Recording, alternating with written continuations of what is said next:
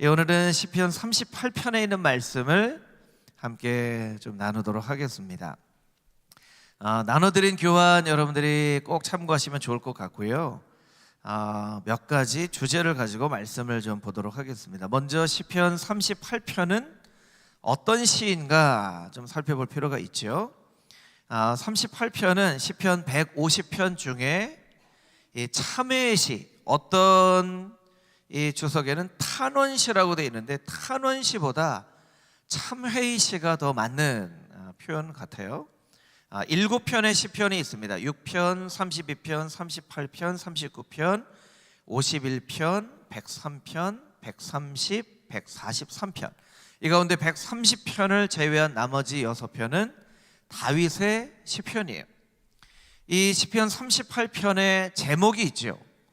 시편마다 다 제목이 있는 것은 아니지만 이 제목이 있는 시편은 이 제목이 어떤 의미를 가지고 있는지를 우리가 좀 살펴볼 필요가 있어요.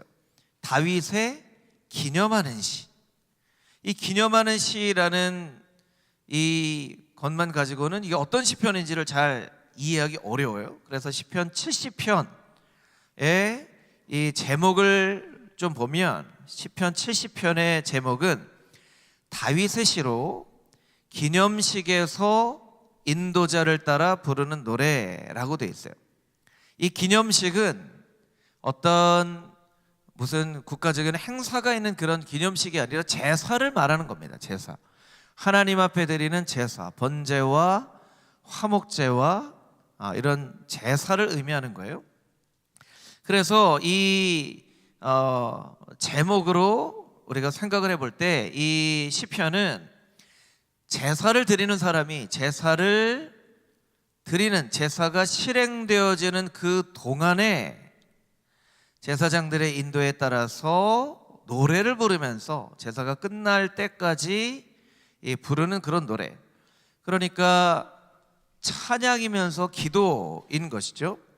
여러분, 구약의 제사와 오늘날의 예배가 아주 똑같지는 않지만 우리는 마틴 루터가 종교개혁을 한 이후에 말씀을 별로 중요하게 여기지 않고 예전 중심으로 예배를 드렸던 카톨릭의 이 전통 가운데 오직 말씀으로, 하나님의 말씀이 얼마나 소중한가. 그래서 이 개혁신앙의 예배는 말씀이 중심의 역할을 하죠. 이 말씀이 중심의 역할을 하는 것은 참 중요하지만 차치 또 잘못 우리가 생각할 수가 있어요. 그러니까 말씀 전에 어떤 찬양과 기도보다도 말씀이 더 중요하다고 생각할 수 있어요.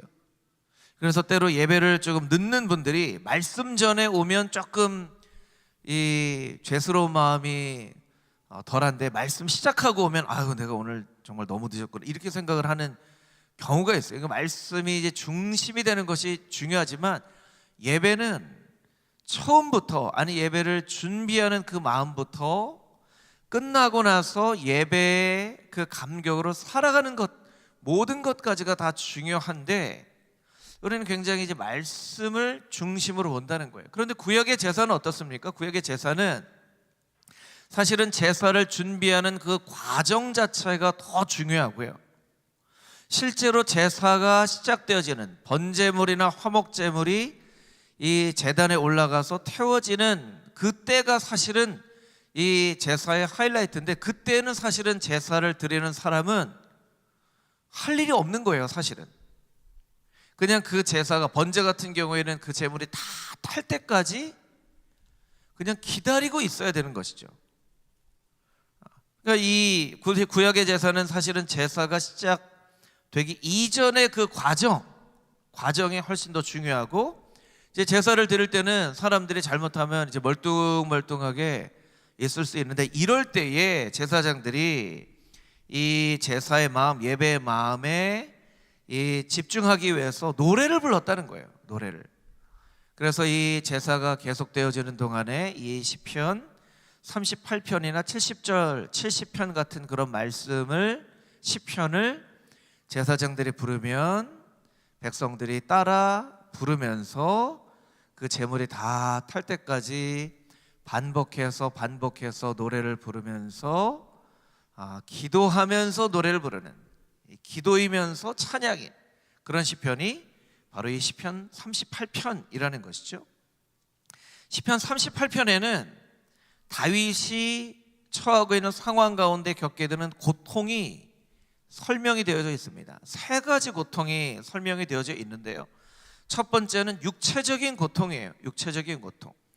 이 본문의 말씀에 보면 다른 시편과는 조금 다르게 다른 시편에는 보통 육체적인 고통보다도 이 심리적인 두려움이나 어떤 슬픔을 고백하고 있는데, 이 시편 38편은 굉장히 육체적인 고통에 대해서 자세하게 이야기를 하고 있어요. 3절 말씀에 보면 내 살이 성한 곳이 없습니다. 또 뼈가 평안함이 없습니다. 사실은 뭐 뼈에 평안함이 없다라고 하는 것은 좀 문학적인 표현이지만 뼈가 아프다는 거예요. 그러니까 살도 아프고, 여러분 이제 근육이 아플 때가 있잖아요. 근육도 아프고 뼈도 아프다는 거예요. 뼈도 아프고, 4절 말씀에 보면 내 죄악이 머리에 넘쳐서 무거운 짐 같으니, 오늘날로 말하자면 두통이죠. 두통, 심각한 두통이 있습니다, 이런 뜻이에요. 5절 말씀에 보면 상처가 빨리 나아야 되는데 상처가 아물지 않고 계속 골마서 썩어 악취가 날 정도로 그렇게 말하자면 이 몸의 면역력이 떨어져서 상처가 잘 치유가 되어지지 아니한 것이죠. 7절 말씀에 보면 내 허리에 열기가 가득하고, 이 7절에 내 허리에 열기가 가득하다는 것은 사실은 장기를 말하는 거예요. 장기. 내 속에 있는 장기가 이 불에 타는 듯합니다. 다른 번역에 보면 장기가 불에 타는 듯합니다. 살이 성한 곳이 하나가 없고, 8절에 보면 내가 너무나 피곤하여져서 심히 상하여졌어요. 이 상한다는 것은 이제 이 모든 상태를 종합한 표현이죠. 내가 머리끝부터 발끝까지 성한 곳이 하나도 없습니다. 성한 곳이 하나도 없습니다, 이런 뜻이에요. 그리고 이런 육체적인 고통을 통하여서 심리적으로도 마음이 불안합니다. 또 10절 말씀에 보면 심장이 뜁니다. 심장병도 생겼습니다, 이런 뜻이에요. 그러니까 우리가 이 시편 38편을 통해서 볼 때 다윗은 이 종합병원 같은 삶을, 종합병원인 거예요. 종합병원. 심장병도 있죠, 두통도 있죠, 근육통도 있죠, 뼈도 아파요, 장기도 아파요, 면역력도 떨어져서 상처도 잘 낫지가 않아요. 이런 이제 고통 가운데 있다라는 거예요. 그래서 10절 말씀에 보면 눈의 빛도 나를 떠났나이다. 이렇게 너무나 힘든 분들을 보면요, 눈에 이 초점이 흐려지는, 너무나 힘들면 눈에 총기가 없잖아요. 이런 정도가 되어졌다는 거예요, 다윗이. 그런 육체적인 고통이 있다는 것입니다. 두 번째 고통은 관계적인 고통이에요. 관계적인 고통. 11절 말씀을 보면 사랑하는 사람들, 친구들, 친척들이 나를 멀리 한다는 거예요. 사실은 사랑하는 사람은 이런 고통이 있을 때 제일 가까이에서 나를 위로해 줄 수 있는 사람인데, 사랑하는 사람들이 나를 멀리 떠났어요. 친구들마저 떠났습니다. 친척들도 멀리 섰어요. 나를 도와줄 수 있는, 어려울 때 나를 도와줄 수 있는 가장 유력한 세 종류의 사람, 사랑하는 사람, 친구, 친척이 떠났다는 거예요. 여러분, 사랑하는 사람, 친구들에게 의해서 이렇게 배척을 당하면 그것은 이 2배의 고통을 느끼게 되는 거죠. 뿐만 아니라 12절 말씀에 보면 내 생명을 찾는 자가 있었다는 거예요. 다윗의 올무를 놓는 사람들. 다윗은 사실 이스라엘에 굉장히 존경을 받는 그런 왕이었어요. 그런데 실제로 아들인 압살롬이 반역을 하기도 하고, 아도니아가 반역을 하기도 하고, 가장 가까이 있는 사람들을 통하여서 어려움을 당하기도 하죠. 이제 그런 어려움이 있었다는 거예요. 그래서 19절 말씀에 보면 원수가 이렇게 돼 있어요. 원수가. 다윗을 우리가 예배자라고 생각을 예배자로 이야기를 하고 또 다윗을 닮아간다고 이야기를 하는데, 실제로 시편의 다윗의 고통을 우리가 잘 묵상을 하면 다윗을 닮았으면 좋겠습니다 하는 말을 쉽게 이렇게 꺼내기가 사실은 쉽지가 않아요. 이스라엘의 가장 존경받는 두 사람, 율법의 모세, 또 왕 중에 예배자로 다윗, 이스라엘 백성들이 가장 사랑하고 닮고 싶어하는 사람인데, 다윗의 좋은 면만 우리가 보고 닮고 싶어하는 것이지 실제로 이런 다윗의 어려움들을 보면요, 이렇게 쉽게 닮고 싶어하기가 참 쉽지 않습니다.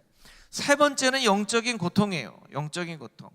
육체적인 고통도 참 고통스럽고 또 관계적인 고통도 고통스럽지만 이 세 번째 고통이 가장 고통스러운 그런 고통이죠. 영적인 고통. 3절 말씀에 보면 죄로 말미암아 1절에 하나님의 노하심으로 책망하여 주신다는 거예요. 다윗의 마음 가운데 죄가 있었어요. 그런데 그것으로 말미암아 하나님께서 책망하시고 징계하시고 13절 14절 말씀에 보면 원수들이 막 공격을 하는데 다윗이 제대로 답변을 하거나 대꾸를 하지 못할 정도로 눌려 있었다는 거예요. 때로 우리의 마음이 굉장히 눌려 있을 때는요, 제대로 할 말을 못 합니다. 어떤 때 누가 나에게 부당한 말을 해도 그것에 대해서 반박하고 왜 그렇게 나에게 이야기를 합니까? 라고 얘기를 할 수 있는 상황도 있지만, 너무나 심적으로 눌려져 있으면 누가 나에게 뭐라고 얘기를 해도 이 대답할 힘과 대답할 어떤 기력과 의지가 상실되어져 버리는 그런 때가 있어요. 그런 정도로 영적으로 디프레션, 큰 우울감이 마음 가운데 있었던 것이죠. 그리고 17절 말씀을 보면 내 마음 가운데 항상 근심이 있습니다. 항상 근심이 있습니다. 그리고 18절 말씀에 보면 죄를 슬퍼하는 마음, 그리고 마지막으로 21절 말씀을 보면 하나님께서 나를 떠나실 것 같은 그런 마음들이 있었다는 거예요. 여러분, 오늘날 우리가 겪게 되는 고통과 다윗이 겪는 고통을 한번 좀 비교를 한번 해볼까요? 여러분, 우리도 크고 작은 고통이 있잖아요. 여러분, 여러분의 마음 가운데 가장 힘든 고통이 무엇입니까? 재정적으로 어려운 것일 수도 있고, 자녀 때문에 어려운 것일 수도 있고, 돈 때문에 어려운 것일 수도 있고, 여러분 가운데 가장 힘든 그런 고통들이 있죠. 고통이 없는 사람, 고난이 없는 사람은 아무도 없기 때문에 어떤 사람에게 작게 보여지는 고통은 상대적이에요. 굉장히 작은 고통도 그 사람에게는 견딜 수 없을 만큼의 큰 고통이 되어지기도 하는 그런 고통들이 다 여러분 한 사람 한 사람들에게 다 있으실 거예요. 그 고통을 다윗이 오늘 시편 38편에 말하는 이 고통과 한번 비교해 보자는 거예요. 비교해 보자는 거예요. 내 고통이 더 큰가? 다윗이 겪고 있는 고통이 더 큰가? 여러분 어떻게 생각하세요? 다윗이 겪고 있는 고통이 조금 더 큰 것 같으세요? 여러분이 겪고 있는 고통이 더 큰 것 같으세요? 이건 뭐 여러분만이 알 수 있는 일이죠. 근데 중요한 것은 이런 고통 가운데 다윗은 어떻게 신앙을 회복하려고 노력하였는가? 이것이 이제 오늘 본문의 말씀의 핵심 메시지입니다. 나눠드린 교환의 뒷장을 넘겨보시면 다윗이 이 고통 가운데 어떻게 신앙을 회복하려고 노력하였는가? 이 세 가지 우리가 메시지를 우리가 발견을 할 수 있습니다. 첫 번째, 다윗은 소원을 말하고 있습니다. 우리 같이 한번 따라해 볼까요? 다윗은 소원을 말하고 있습니다. 소원을 말하고 있습니다. 저 같으면요, 이런 큰 고통이 왔을 때 고백하는 소원은요, 다 이 고통과 관련된 것이 돼야 돼요. 왜냐하면 여러분, 너무 아프면 사람이 아무것도 생각이 안 나죠. 아유, 이 아픈 것만 좀 없어졌으면 좋겠다, 이런 생각 나죠. 그럼 아파 보신 분들은 아마 이해가 되실 거예요. 심각하게 몸살만 알아도 아휴, 이 몸살만 좀 없어져도 좋겠다, 이런 생각을 하잖아요. 재정적으로 어려움을 당하는 분은요, 다른 건 다 생각 없어요. 이 재정적인 부분만 어떻게 해결되면 진짜 살 것 같다. 사실은 우리의 소원은 우리의 고통과 아주 밀접한 관계가 있어요. 그런데 다윗은 이러한 고통 속에서도 다른 소원을 하나님 앞에 고백하고 있는데, 우리 9절 말씀을 자막으로 같이 한번 읽어볼까요? 9절 함께 읽겠습니다. 시작. 주여, 나의 모든 소원이 주 앞에 있사오며 나의 탄식이 주 앞에 감추이지 아니하나이다. 아멘. 다윗이 고백하는 소원은 나의 탄식이 주 앞에서 감추어지지 않기를 원합니다 라고 하는 거예요. 이 탄식이라고 하는 것은요, 테힐림이라고 하는데 애통이라는 뜻도 있고 불평이라는 뜻도 있어요. 하나님을 향한 불평은 잘못된 것이지만, 나를 향한 불평, 나를 향한 불만족, 내가 왜 이토록 상황이 어려워질 때까지 나를 돌아보지 않았는가, 나의 판단이나 나의 생각이나 나의 행동에 대해서 불평스러운 그런 마음이 있다면 그것은 애통함으로 바뀌어질 수 있다는 거예요. 애통함으로. 이 애통함이 왜 이렇게 중요하냐면, 이 미국의 이 성경 신학자 중에 톰 라이트라고 하는 굉장히 존경받는 신학자가 있어요. 2020년에 타임지에 이런 글을 기고를 했습니다. 이게 참 놀라운 사람이죠. 타임지는요, 어떤 잡지냐면 경제, 정치, 문화 이런 이 기사들을 쓰는 굉장히 세상적인 그런 잡지예요. 그런데 그곳에 톰 라이트라고 하는 성경 신학자가 신앙적인 글로 그 잡지를 읽는 많은 사람들에게 이 코로나의 어려움을 신앙적으로 이겨내야 됩니다라고 글을 쓴 굉장히 중요한 그런 이 신학자죠.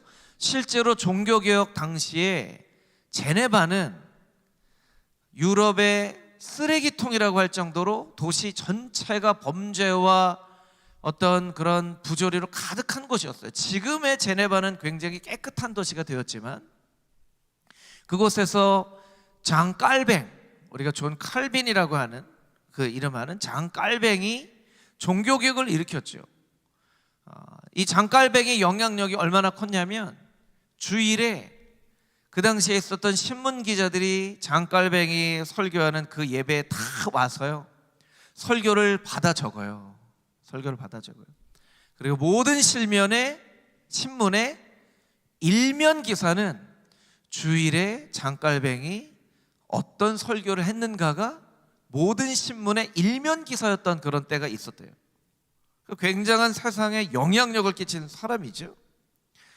그 정도까지는 아니더라도 이 톰 라이트가 타임지에 이 신앙적인 글을 썼다는 것은 굉장히 중요한, 여러분 오늘날 이 신문에 목사님들이 글을 써서 일반 사람들에게 영향력을 끼친다는 것은 오늘날의 우리의 사회의 모습으로는 거의 불가능할 이 정도로 이렇게 여겨지잖아요. 어떤 글을 썼냐면 이런 글을 썼어요. 코로나19의 상황이니까 그리스도인들이 부름받은 목적 중에 하나는 어떤 일이 왜 일어나는지 설명하라는 것이 아닙니다. 그 대신에 애통의 기도를 드리라는 것입니다.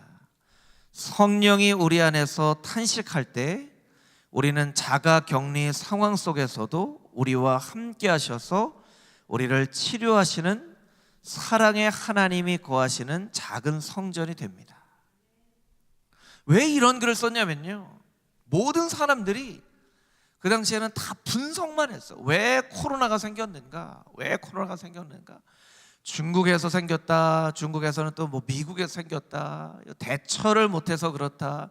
의료 체계가 잘 준비가 되지 않아서 그렇다. 사람들의 의식 수준이 잘못돼서 그렇다. 어떤 사람들은 마스크를 쓰지 않겠다.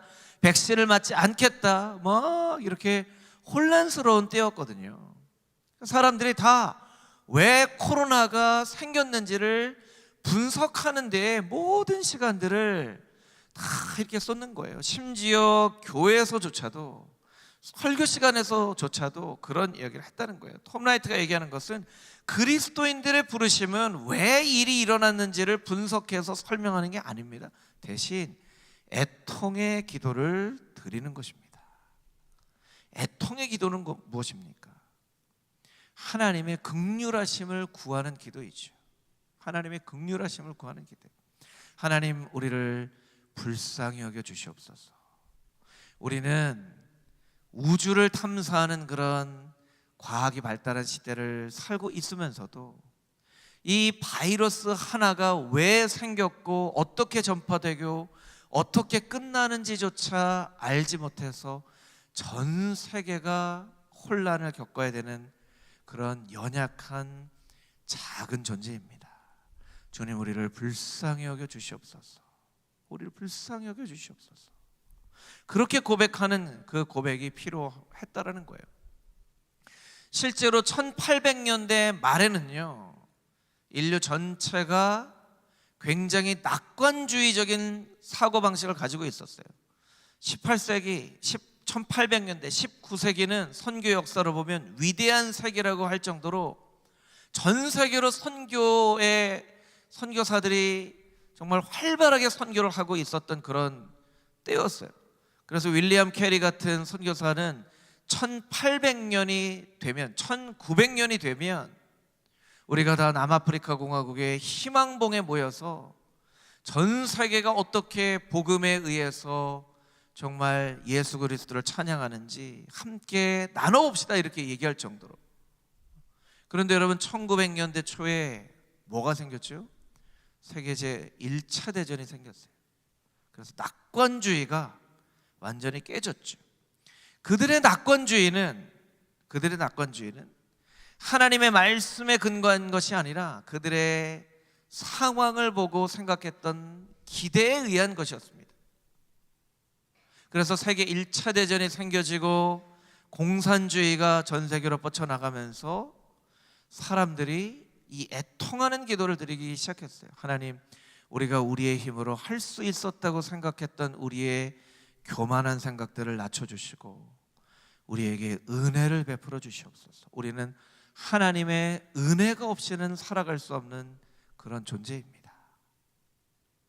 여러분, 금호중앙교회가요, 정말 하나님 기뻐하시는 교회가 되어지기 위해서는요, 이 애통하는 기도가 모든 성도의 삶 가운데, 교회 가운데 가득할 때 정말 하나님이 기뻐하시는 사도행전과 같은 그런 교회가 되어질 수 있어요. 아, 우리의 힘으로 할 수 있습니다. 아, 우리의 힘으로 이것도 하고 이것도 하고 이것도 하고. 우리가 이제 특별 집회, 전도 집회도 하지만 특별 집회 하면 우리가 할 수 있습니다 하는 것이 아니라 하나님, 특별 집회 가운데 하나님의 은혜를 베풀어 주시옵소서. 우리가 이렇게 기도해야 하는 거예요.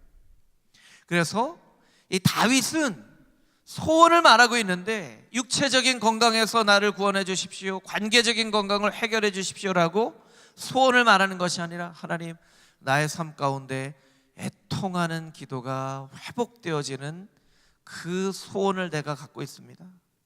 이 소원을 이루어 주시옵소서 하고 하나님 앞에 기도하고 있는 거예요. 여러분, 하나님의 은혜와 긍휼하심을 구하는 애통하는 기도가 여러분의 삶 가운데 회복되어질 수 있게 되기를 주님의 이름으로 축복합니다. 할렐루야. 아멘. 아멘. 다윗은 두 번째 어떻게 기도하고 있습니까? 하나님과의 친밀함을 회복하려고 노력하고 있습니다. 우리 같이 한번 따라해 보겠습니다. 다윗은 하나님과의 친밀함을 회복하려고 노력하고 있습니다. 어떻게 할 수 있습니까? 그것도 바로 9절에 나와 있는데요, 하나님을 주여라고 부르고 있다는 거예요. 주여, 이렇게 부르고 있죠. 15절 말씀에 가보면요, 내 주 하나님이여 이렇게 또 고백하고 있어요. 주여 내 주 하나님이여 하는 고백은요, 친밀한 사람이 할 수 있는 고백이거든요. 하나님, 이것은 조금 하나님을 이렇게 조금 좀 격식 있게 높여지는 그런 이름이라면, 주님, 이것은 굉장히 친밀한 고백이에요. 하나님, 이것은 아버지, 이런 말이라면, 주여, 이것은 아빠, 이런 뜻이에요. 아빠. 다윗이 이런 어려운 상황 가운데서도 아빠 이렇게 부르고 있는 거예요. 심리학자인 보니 푼잘이라고 하는 사람은요, 기독교 신앙 심리학자이기 때문에 기독교 신앙의 하나님과의 관계를 자녀가 부모와 맺는 애착은 무엇입니까? 착이 정착하다 할 때 착이잖아요. 그러니까 사랑이 부모와 잘 정착이 된 거예요. 아이가 막 울면서 반응하면 부모가 얘기를 하면 부모가 잘 반응해 주는 거죠. 아까도 우리 찬유가 찬유 마음이 이해가 돼요. 자기는 무슨 영문에 이 앞에 나왔는지 찬유가 이해를 못하는 거잖아요. 그렇죠? 그러니까 찬유가 막 애쓰는데 우리 사모님이 찬유 이렇게 안아주고 하는 거죠. 그렇게 이야기를 하면 반응하는, 그래서 좋은 애착 관계가 생겨지는 경우가 있고, 애착에는 세 가지 종류의 애착이 있는데, 안정 애착이 있고요, 이건 긍정적인 거예요. 두 가지 이 부정적인 애착이 있는데, 하나는 불안정 회피 애착. 이건 뭐냐면요, 부모와 애착 관계가 잘 생겨지지 않으면요, 부모가 이렇게 와도요, 아이가 관심 없는 척해요. 부모님이 착각을 할 수 있어요. 우리 아이는 내가 와도 이렇게 아주 굉장히 평안하게 잘 놀아요. 이건요, 사실 애착이 잘 생기지 않은 거예요. 아이들의 정상적인 반응은요, 부모가 나타나면 아빠, 엄마 하고 가서 안기는 게 정상적인 애착이에요. 엄마 아빠가 왔는데도 이렇게 쓱 한번 쳐다보고 그냥 이렇게 노는 건요, 사실은 회피하는 거예요. 애착이 생겨지지 않기 때문에, 내가 얘기해도 엄마가 반응하지 않을 텐데 하면서, 반응하지 않으면 내 마음에 상처를 받을 테니까 나는 반응하지 않을 거야 하고 이렇게 자기 놀이를 집중하고 있는 것처럼 보여지는 거예요. 이게 불안정 회피 애착이에요. 또 하나 잘못된 애착은요, 불안정 저항 애착이에요. 이건 뭐냐면요, 부모가 조금만 없어도 막 불안해하는 거예요. 조금만 엄마가 어디 가도 막 불안해하고 막 울거나 막 집어 던지거나 막 고함을 치는 거예요. 여러분, 기독교 신앙도 마찬가지입니다. 하나님하고 애착 관계가 잘 생겨진 신앙인들은요, 조금 잘못해도, 죄가 있어도, 힘들어도 이렇게 교회 나와서 아빠 하고 이야기할 수 있어야 돼요. 여러분, 애들이 아빠 할 때 그 아빠만 들어도요, 이게 뭔지 알아요. 저희 둘째 같은 경우에 아빠 하고 이렇게 길면요, 뭐가 필요하다는 거예요. 아빠, 뭐 용돈 주세요 이런 거죠. 아빠 안에 여러 가지 의미가 있어요. 그리고 잠깐 이제 약간 아빠 이렇게 하면 뭐예요? 이거는 잘못한 거예요. 잘못한 거. 나 혼내지 말아요 이런 뜻이에요. 아빠! 이건 이제 뭔가 화가 난 거죠. 아빠만 봐도 알 수 있어요. 아빠만 봐도. 그런데 어떤 경우에는요, 이 불안정 회피 애착이 생겨지면 하나님과의 관계가 친밀함이 떠나면 신앙을 떠나요. 신앙을 떠나요. 뭐 내가 기도해도 응답해 주지 않을 건데 뭐, 하나님은 내가 힘들 때 나를 잘 돌아보시지도 않는 분인데 뭐, 내가 뭐 열심히 신앙생활 한다고 내가 원하는 대로 내 인생이 풀어지는 것도 아니고, 그렇게 성경에 다른 사람한테는 주는 복을 나한테는 주지도 않고, 이러면 이제 신앙을 떠나는 거예요. 신앙을 점점 떠나는 거예요. 아마 여러분의 주변이나 여러분의 자녀나 가족 중에도 이런 분들이 있을 거예요. 여러분, 하나님의 존재가 사라지는 게 아니에요. 하나님과 좋은 애착 관계가 생겨지지 않아서 그래요. 그들의 마음 가운데 하나님에 대한 마음이 있습니다. 하나님의 마음이 없지 않아요.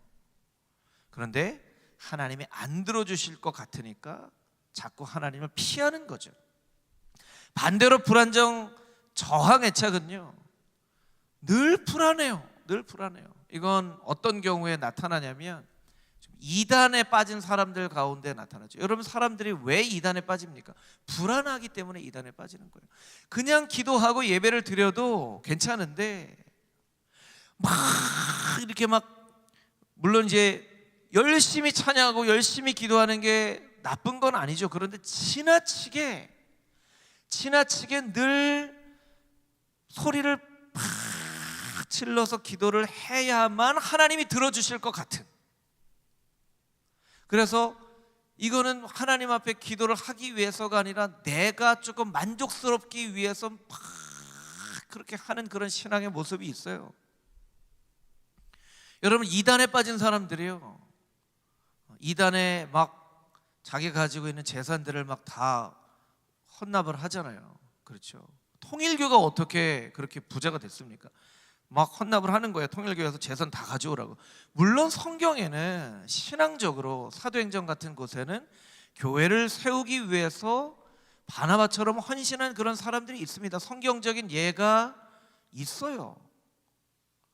그 예를 얘기를 하는 게 아니에요.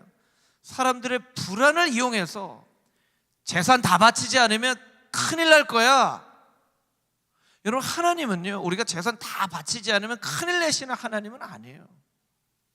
우리가 늘 감사하는 마음으로 하나님 앞에 나아갈 때 하나님께서 과부의 그 2 렙돈이라도 기쁘게 받으시는 것이지, 하나님은 우리의 정성과 우리의 감사를 받으시는 것이지, 우리가 많이 드린다고 하나님이 기뻐하시고 적게 드린다고 하나님이 야, 오늘 커트라인은 5만 원이다 뭐 이렇게 하시는 분이 아니에요. 그런데 그것을 이 불안정 저항 애착으로 다 안 바치면 저주가 임할 거야, 가면서 사고가 날 거야, 이렇게 해서 잘못된 신앙으로 이끈다는 거죠. 그 사입이 잘못된 이단 종파도 잘못되어 있지만 사입이 이단 종파에 빠지는 사람들을 보면 이 잘못된 하나님과 애착 관계에 있는 사람들이 분명히 있다는 거예요.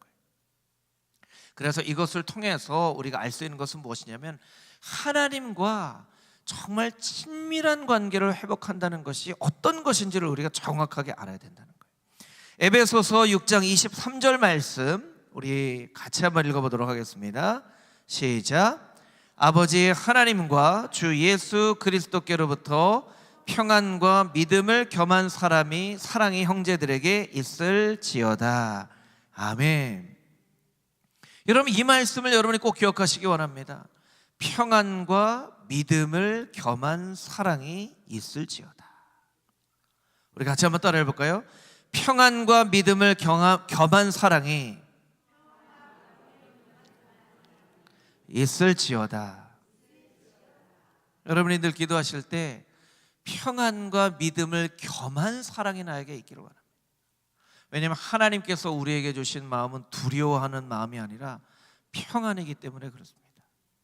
하나님이 우리를 자녀 삼으실 때 니네 내 말 안 들으면 큰일 날 줄 알아, 꼼짝 말고 내 말 잘 들어, 이렇게 우리를 부르신 게 아니라는 거예요.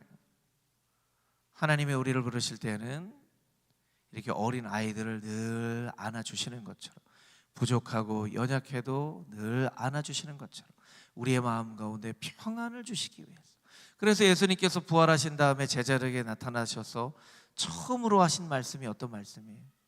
평안하냐, 샬롬, 너의 마음 가운데 평안이 있기를 원한다. 예수님 말씀이잖아요.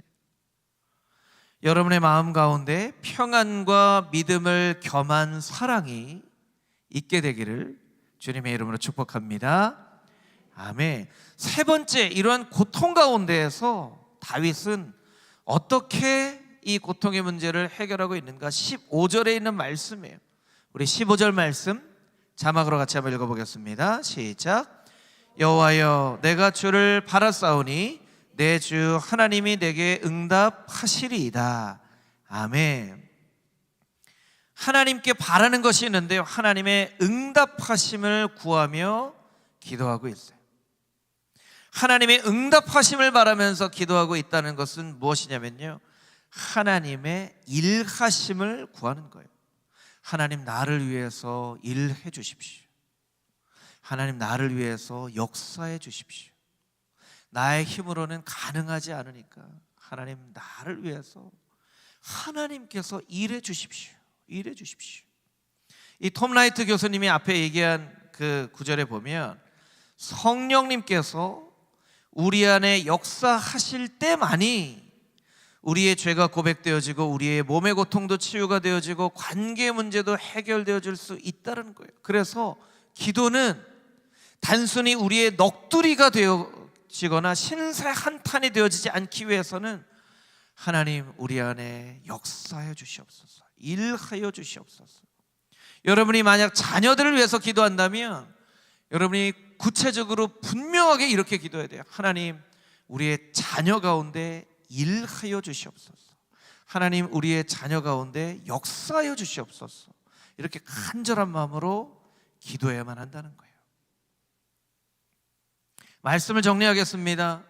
다윗은 우리보다 훨씬 큰 고통 가운데 있었을 가능성이 높은데 그 가운데서도 하나님 앞에 애통함의 기도가 회복되어질 수 있도록 소원을 간구하고 하나님과 친밀함이 회복되어질 수 있도록 하나님께 간구하고 하나님의 응답을 구하면서 하나님의 실제로 우리의 삶 가운데 일하시기를 간구하며 간절한 마음으로 간구하고 있습니다. 여러분이 이 다윗의 기도를 닮아 하나님 앞에 애통함의 기도, 긍휼과 은혜를 사모하는 그 기도, 하나님과 더 친밀한 그런 관계를 맺기 원합니다 하는 기도, 하나님, 나의 기도 가운데 일하시옵소서, 역사하여 주시옵소서, 그렇게 간절한 마음으로 기도함으로 여러분의 어려운 그 고통과 고난의 문제들이 하나님의 은혜 가운데서 응답되어지고 해결되어지는 하나님의 거룩한 백성의 삶을 살아갈 수 있게 되기를 주님의 이름으로 축복합니다. 아멘.